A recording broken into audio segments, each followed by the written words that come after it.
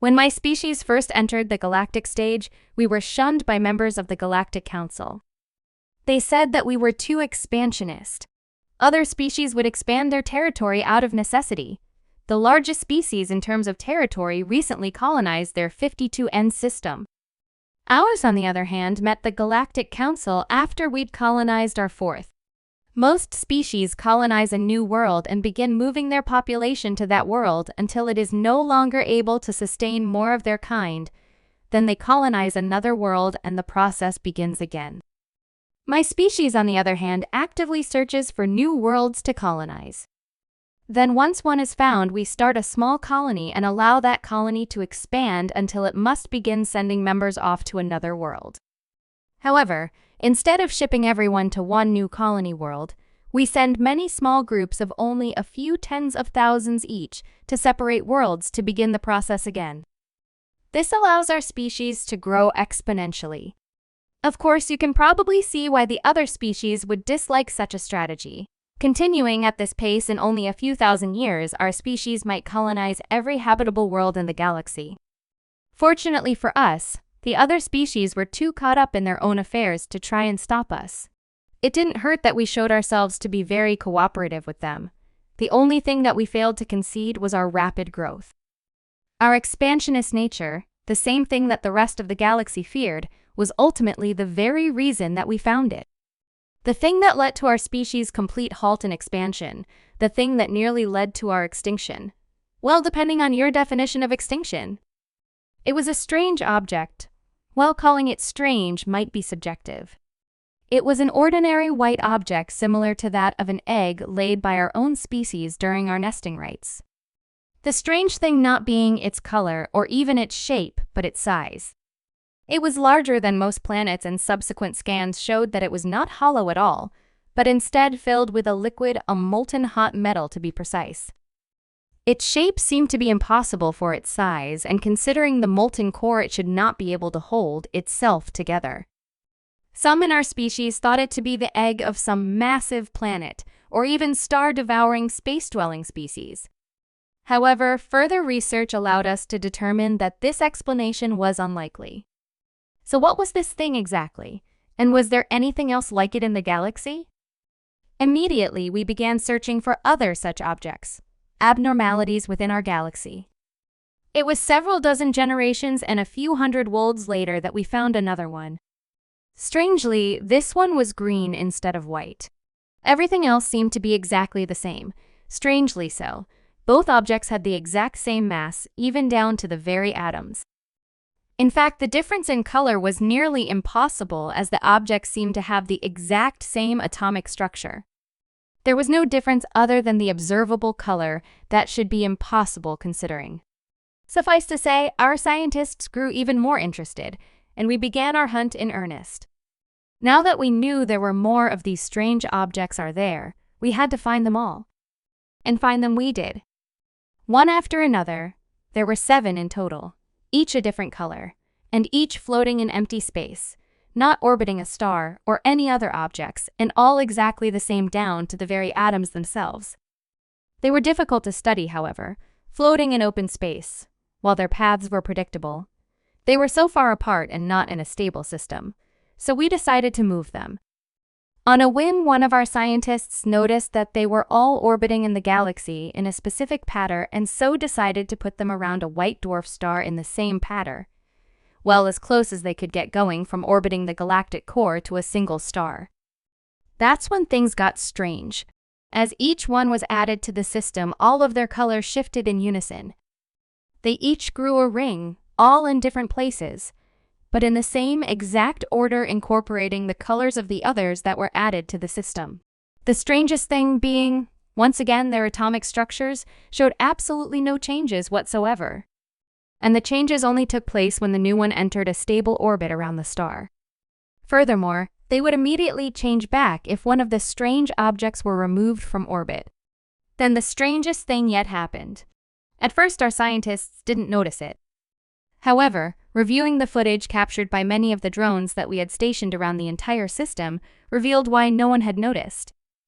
The change happened immediately when the last object entered stable orbit around the star. There were no other changes either to light emission, mass, gravity, or anything else for that matter.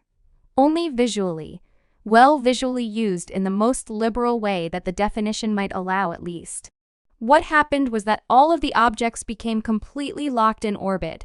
We were no longer able to move them in and out of orbit. Well, that was the smaller part of it. The real change occurred with the star itself. It turned into another giant egg-like object. It had its own rings of color, constantly shifting between the individual patterns of all of the other objects.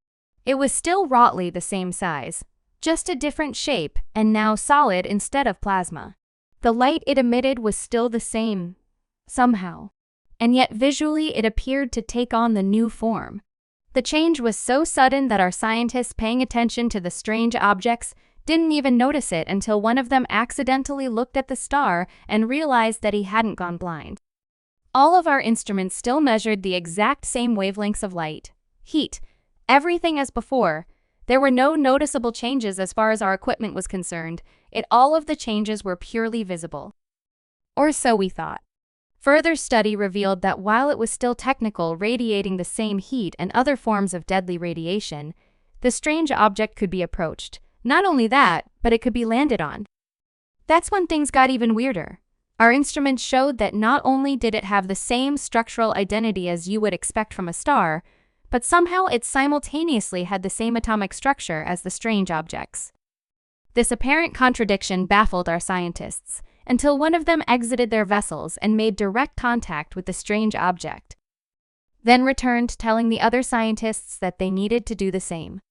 Nervously, the others did the same one after another, each of them returning completely unharmed, unchanged, and saying the same thing to the others. This is only a description of what I saw, as apparently my recording equipment did not pick it up, but a memory scan should reveal the accuracy of my statements. I was one of the last and most skeptical to step out of the ship and slowly remove my protective glove. Placing my paw directly to the object, I was teleported to a white room. Its shape could not be determined because the color was so white that there were no lines, shadows, shades, or contours to show any sort of edges. It appeared to be small, and yet at the same time appeared to stretch on into eternity. Within the room was a single strange creature. It was bipedal with 2 arms and stood upright, not unlike my own species. However, it did not have feathers or fur except for a small patch on its face and the top of its head. It had 2 predatory forward-facing eyes that sent shivers down my spine and strange, glossy, smooth skin. It opened its mouth to speak in a low, booming voice. "Welcome and congratulations. It seems that you have found the Easter egg that I implemented into your universe and solved my puzzle. As a result, I will answer any questions that you have for me. Be warned, however, I will not falsify information, nor will I hold back any bit of the truth. Be sure that anything you ask is something you are prepared to have answered in its entirety." What are you?" I asked, almost out of instinct. "I am John Wayne, one of the programmers of this simulation. I am a human, the only intelligent species in my universe." "What do you mean, simulation?" "Our species wanted to know what it would be like if other intelligent species evolved, so we programmed this simulation with a few changes in variables to make evolution slightly easier. I thought that it would be fun and harmless, so I included this Easter egg into the program. You do not have to worry, as the integrity of the program should not be harmed by your discovery. You are on the other side of the universe from where my own species should theoretically evolve in a few billion years." "What is an Easter egg?" "It is a hidden feature that I programmed into the simulation. It was never actually meant to be discovered or solved, but should have little to no impact on the outcome of the situation if it ever is discovered." "So you're saying that our entire species is just part of one big simulation?" "We aren't real?" "That depends on your definition of real. Yes, you are part of a simulation. However, it is a fully simulated universe. You are just as real as the rest of your universe. You said that your species will evolve in a few billion years, right? What's that about?" "This is only one of the countless number of simulations that we are running at once. The universe within these simulations are exact replicas of our own, with only very minor changes. Some have no change, and others are slightly more or less likely to allow for evolution to occur. In the unlikely even that our species evolves within this simulation the same way that it did in our own, it will still be a few billion years before it happens. Our home star and home world have only recently formed in this civilization and are still uninhabitable. According to other simulations, life should begin on our world in about 113,654 years on average. That's interesting. Kind of unnerving learning that we're not actually real, but interesting nonetheless. The conversation continued for several hours until I finally got tired and asked him how I return. Immediately, without even getting an answer, I was in my original position. I returned to the ship to find that it had not been any time at all. Apparently, my mind had somehow been sucked from my body into a pocket dimension and the rest of time frozen around me, or that can't be how it worked, can it? I didn't want to ask any more existential questions honestly in fear that they might actually be answered. The only question in my mind, and that of my colleagues, was what to do next. We returned to our home system and gave the news of our findings to our leaders. What followed was a long discussion of what to do next. Apart from the existential dread of knowing that we were merely one of an uncountable number of simulations all inside of some kind of computer we couldn't even comprehend, we knew that the humans, the creators, our creators in a sense, the gods of this universe, might someday evolve into it. If we ever met them, then what would happen? Would they, like the others, find our expansionist nature to be a threat? Would they wage war on us? Could they wage war on us? Could we somehow overcome them? Would they completely annihilate us? Could we be friends? We had no idea and decided to release this information to the public.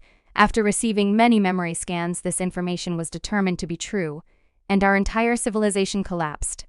Some in excitement, others in fear, some just realizing that no one really even mattered any longer. Ultimately, our civilization stopped expanding. Most of our kind decided to upload their consciousness into our rudimentary computers and live out the rest of their lives in a simulation, ironically enough. The rest remained and splintered, some saying we should isolate on our homeworld. Others saying we should expand even faster to overcome the humans when we finally do meet, and others yet saying we should strive to be friends with them, others still boasting that the likelihood of them evolving, again, under different rules of evolution, should be unlikely if not impossible. Regardless, we were no longer the great civilization we once were. Reduced to this state over a single Easter egg, placed in our galaxy as some kind of sick joke by our very creators themselves.